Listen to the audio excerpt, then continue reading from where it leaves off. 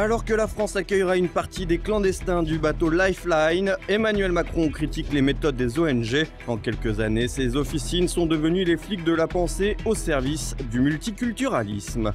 Ce devait être imparable pour acquérir le sentiment national. Le service universel ressemble de plus en plus à une colonie de vacances aux frais de l'État.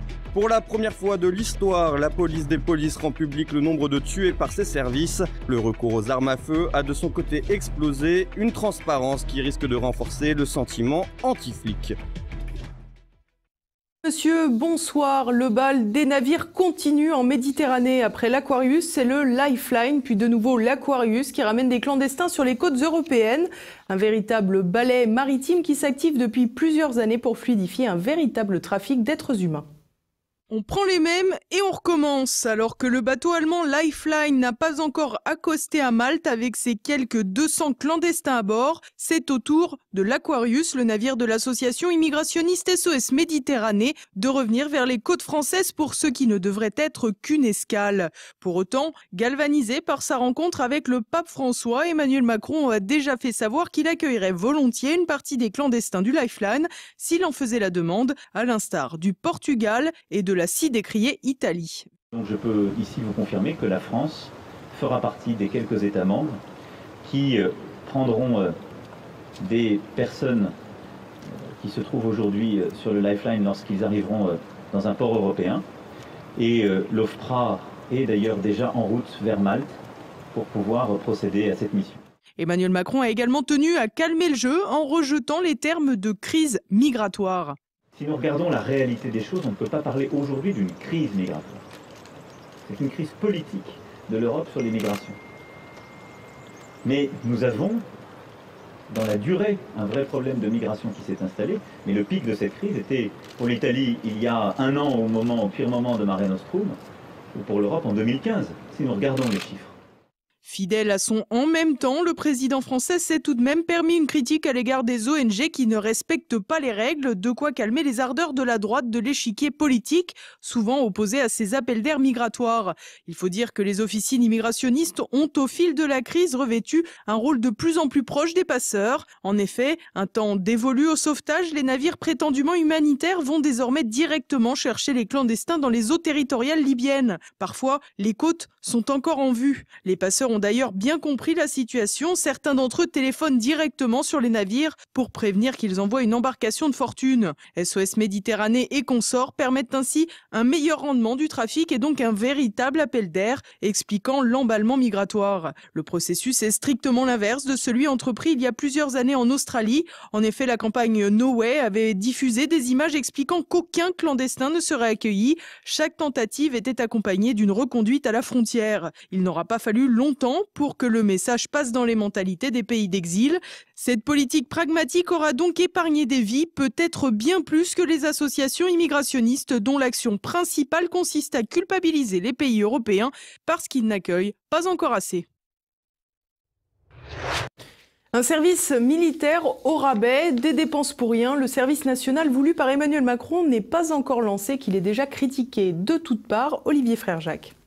On allait voir ce qu'on allait voir. Retour du service, les valeurs de retour pour la jeunesse. La rhétorique macroniste pour vendre du conservatisme à un segment d'électeurs avait bien pris en 2017. Mettre les actes en accord avec les discours sera plus compliqué. Imposé aux jeunes de 16 ans, le SNU, Service National Universel, se compose de 15 jours d'apprentissage et 15 jours d'expérience d'un projet d'engagement. Tout un programme. Le président parlait en toute simplicité de créer une dynamique collective autour de valeurs de l'engagement, comprendre fumer un peu moins de pétards et s'intéresser aux autres. Le groupe de travail qui s'est intéressé à la démarche était dirigé par le général Menaouine, mais les travaux ne sont pas tout à fait aboutis et le service semble encore à l'état de projet puisqu'une, je cite, concertation citoyenne devrait compléter les contours du programme. Dans les grandes lignes, on sait déjà que 800 000 jeunes seront concernés chaque année. Les 15 jours d'apprentissage seront pris sur le temps scolaire et pourraient être effectués en caserne militaire, l'armée française ayant probablement mieux mieux à faire que de s'occuper de boutonneux attardés, cette idée pourrait finalement être évacuée. Durant ces 15 jours, il sera question d'être formé aux premiers secours et à des notions de sécurité civile. Les 15 jours dits d'engagement et de citoyenneté seront quant à eux consacrés à un projet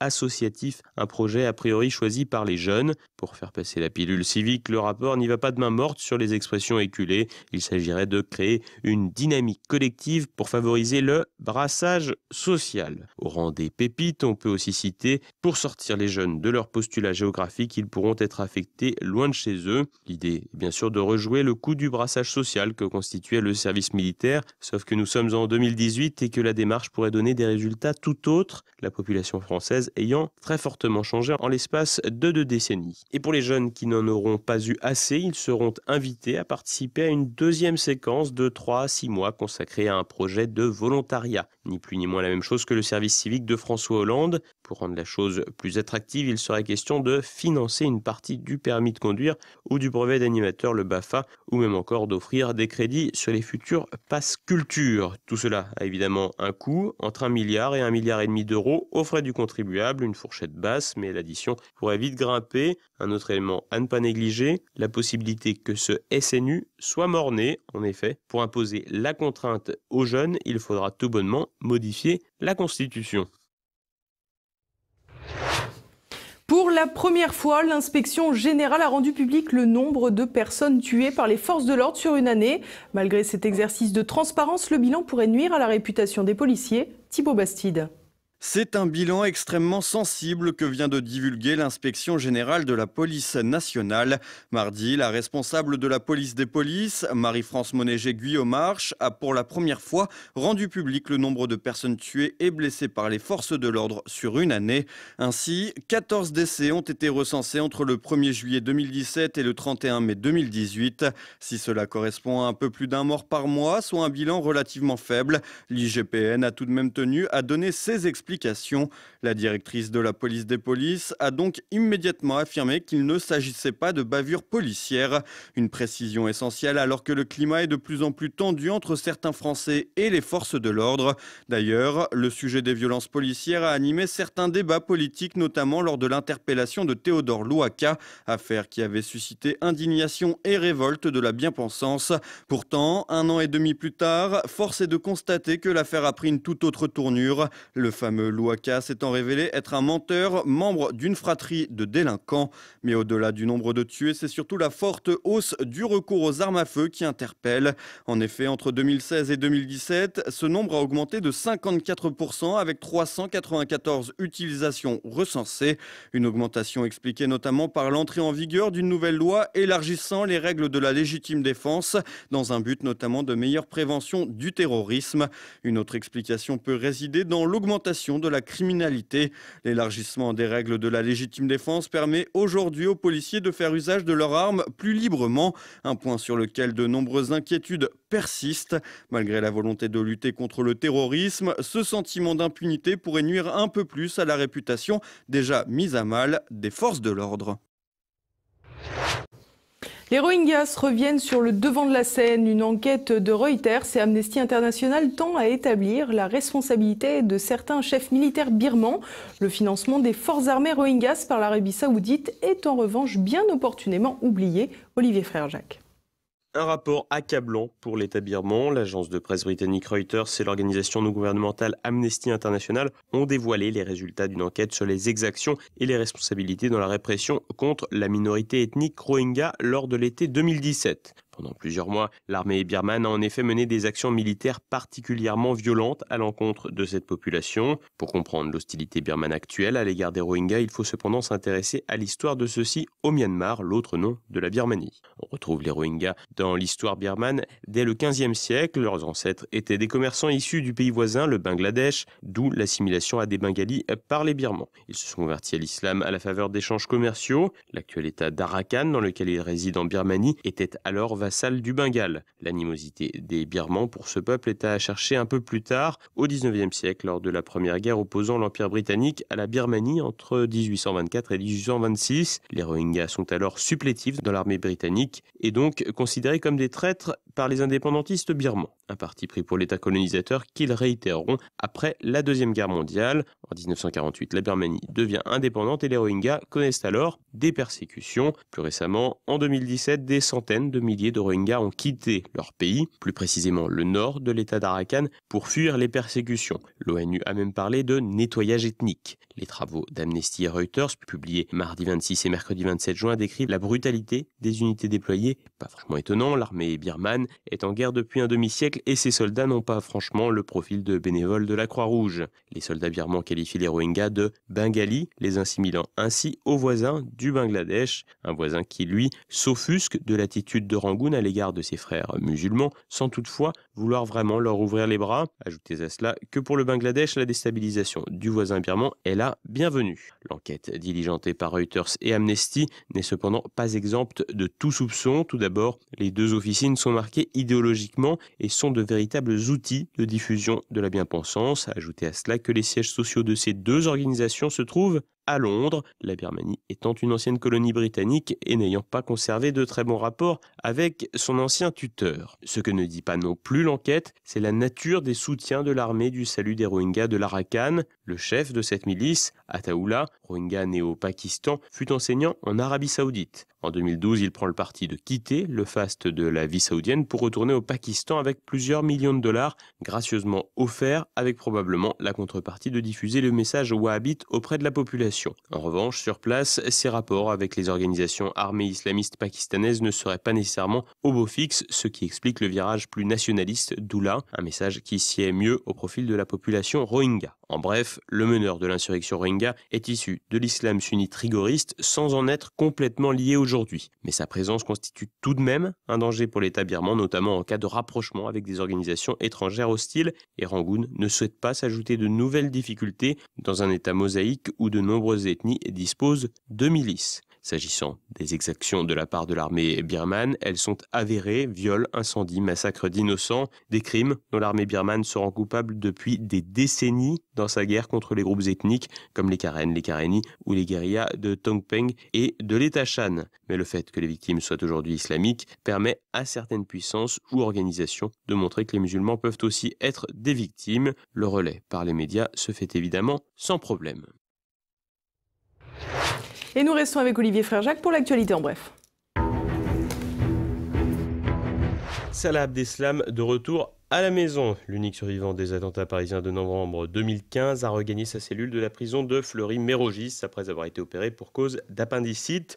Le détenu le plus surveillé de France avait été opéré le 19 juin au centre hospitalier de Corbeil-Essonnes avant d'être transféré dans une unité sécurisée de l'hôpital de la Pitié-Salpêtrière. Incarcéré depuis fin avril, Salah Abdeslam est à l'isolement le plus complet et sous vidéosurveillance 24 heures sur 24.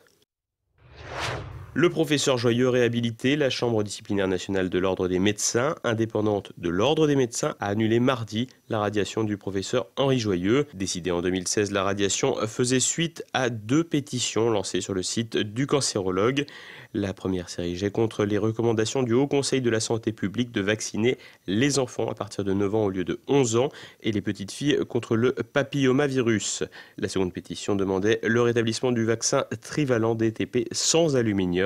La décision de réhabilitation a été vécue comme un signe de justice pour ce professeur anti-vaccin. Pour autant, avec Agnès Buzyn et ses désormais 11 vaccins obligatoires, il reste encore du pain sur la planche au professeur Joyeux. Victoire pour les opposants à l'avortement. Mardi, la Cour suprême des États-Unis a donné tort à la Californie qui impose à des centres anti-IVG d'informer les femmes enceintes de leur droit à se faire avorter dans un autre État américain. Les 5 juges de la Haute Cour ont estimé que cette loi viole la Constitution. Les pro-IVG dénoncent une nouvelle fois la politique de Donald Trump. Ils accusent le président des États-Unis d'avoir interféré dans la délibération en nommant le juge conservateur Neil Gorsuch. Adhésion en suspens pour l'Albanie et la Macédoine. Mardi, l'Union européenne s'est engagée à ouvrir un processus officiel d'adhésion, mais plusieurs conditions ont été posées. En effet, les 2 pays devront montrer patte blanche dans la lutte contre la corruption et la criminalité. Une façon de retarder le processus pour éviter un élargissement controversé de l'UE avant les élections européennes de 2019. Pour rappel, l'Albanie est dirigée par des proches de l'Oudcheka, une organisation kosovarde à mi-chemin entre le grand banditisme et le terrorisme islamiste. Et voilà, on arrive à la fin de cette édition. Dans un instant, notre Zoom du jour. Alexis Troud est un spécialiste de la question des Balkans. Il évoque la situation politique en Serbie et en Macédoine. Il relève également le rôle particulièrement désastreux de l'Union européenne et des États-Unis dans cette région du monde. Et puis, il annonce la décision de traîner en justice Bernard-Henri Lévy pour ses propos injurieux à l'égard du peuple serbe. Le président Gruevski, Nikola Gruevski, qui était le président du camp, disons, nationaliste et en tout cas conservateur, qui avait été librement élu il y a 3 ans, eh bien, au bout de 8 mois de manifestations quotidiennes de la part du camp socialiste de M. Zaev, mais candidat, M. Zaev, qui était soutenu pendant ces manifestations pratiquement chaque jour par l'Union européenne. On a vu défiler parmi les manifestants, par exemple, Jean-Claude Juncker, et puis Mme Mogherini, et puis des tas de dirigeants aussi de certains pays de l'Ouest d'Europe. Et ça finit par aboutir à une chose qui est unique et qui me fait froid dans le dos, c'est que le président librement élu, Nikola Gruevski, était obligé, au bout de 8 mois, de passer le relais face à la pression de la rue à M. Zaev. Et puis également au programme de votre soirée Perles de Culture, l'équipe cinéma revient sur le film Volontaire avant d'évoquer Bécassine, Sans un bruit et 3 jours à Quiberon. Anne Brassier reçoit ensuite Jean-Pierre Cousteau qui entreprend la réédition des œuvres de son père. Et puis tout de suite, évidemment, une nouvelle chronique de la France de Campagnol. Et à présent, c'est le moment de se quitter. Merci pour votre fidélité. À demain. Bonsoir.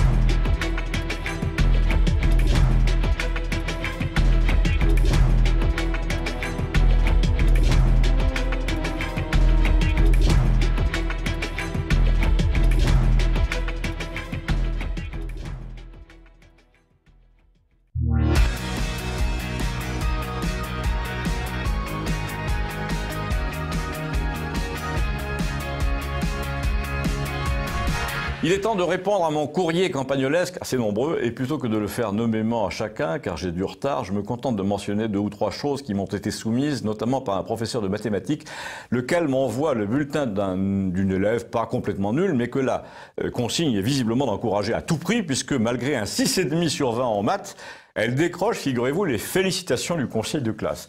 Oui, vous avez bien entendu, et moi aussi j'avais du mal à le croire, mais le monsieur m'a envoyé le bulletin, et là je suis bien obligé de constater qu'une note aussi faible que ça ne vous empêche plus, dans notre France grotesque, d'être félicité par le conseil de classe. On est content de voir que la discrimination positive s'applique désormais à l'égard des nuls aussi.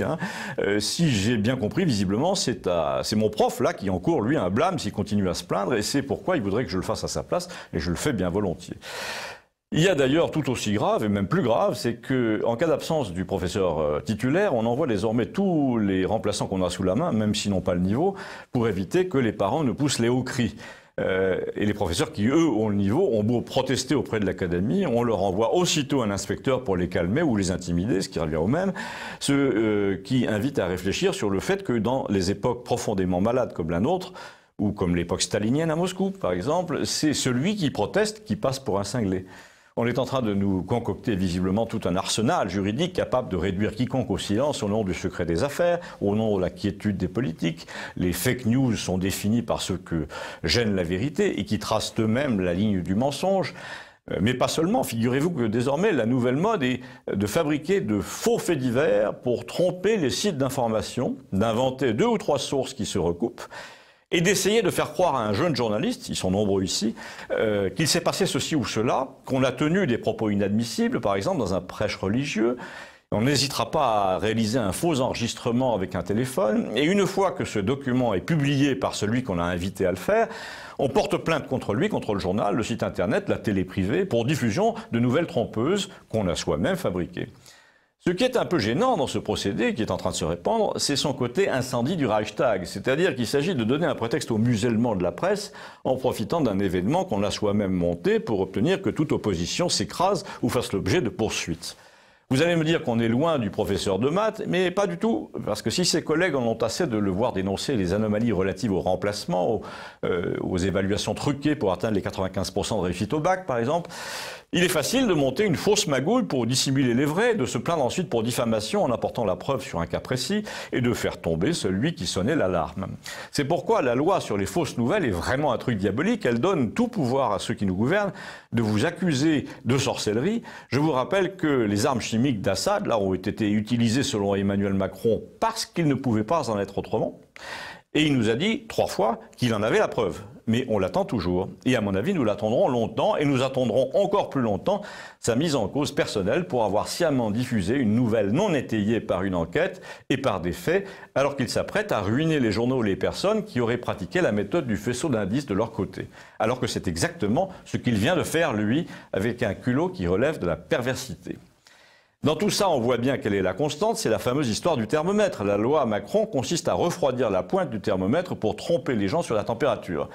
Elle ira probablement un jour jusqu'à casser le thermomètre, comme Sarkozy après le référendum, mais le réchauffement de l'opinion ne s'arrêtera pas pour autant et va demeurer constant. Quant à passer pour réactionnaire, réagir quand quelque chose vous brûle, c'est pas vraiment une honte. C'est comme crier au feu, c'est pas une honte non plus, c'est un devoir. Eh bien, envoyez ce sujet par email, on le trouve sur Campagnol TVL, merci, ça revient à crier au feu.